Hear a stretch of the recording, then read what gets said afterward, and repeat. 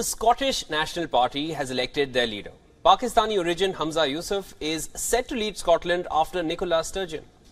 The 37-year-old Scottish leader will take over as the head of the government once he wins an approval vote in the Scottish Parliament. Yousaf's appointment as Scottish First Minister will not only mark the milestone of becoming the first Muslim to lead a country in Western Europe, but also the fact that now there are two leaders of South Asian descent in the United Kingdom. He will have many challenges on his list of priorities, starting from the rising cost of living crisis and divisions within his own party over various issues. The Scottish independence referendum remains the top issue for Humza, as his predecessor Nicola Sturgeon championed the movement. After being selected as the leader, he has pledged to deliver independence for Scottish people.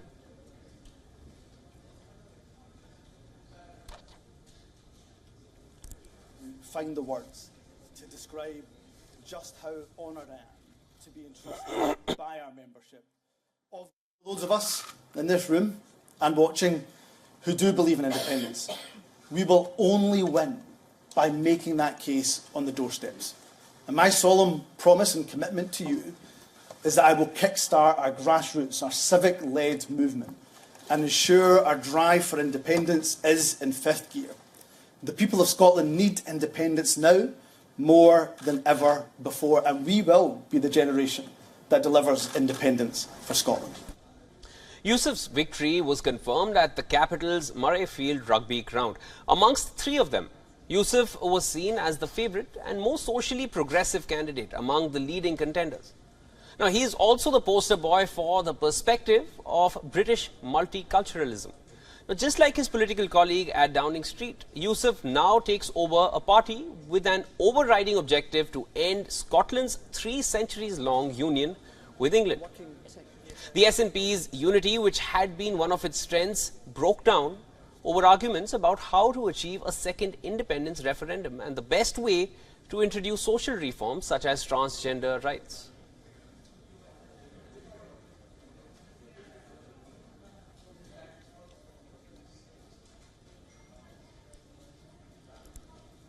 For more on this, we are being joined by our correspondent Alex Izad live from London. Alex, will Humza Yousaf's appointment as party leader finally achieve freedom for Scotland? What are the chances?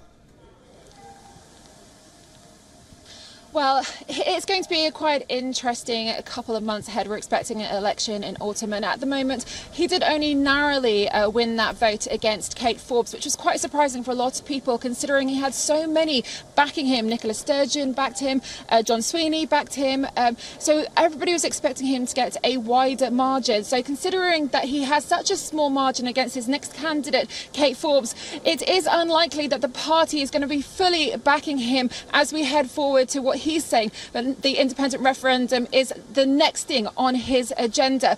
But of course he still also has to persuade the Scottish public as well. This isn't just about his party members, it's about that soft no vote that Nicola Sturgeon tried so hard to try and get and push through her indie ref too, and that she didn't succeed. And she was a much more of a character than we're seeing Humza Yousaf come across as. He has been quite divisive in his past as health minister. In fact, he suggested in his speech earlier that he was going to put health and the NHS at the forefront, except we do know that from polls that have come out that the Scottish people do believe that the NHS and the issues with the health is actually one of the worst it has been in the last 12 years, and he has been in charge of that for the past couple of years.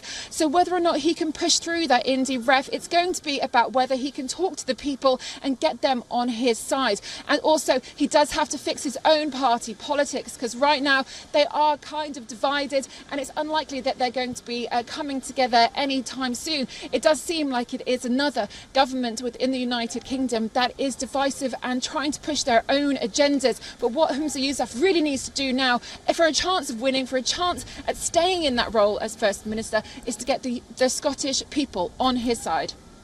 Thank you for all those updates, Alex.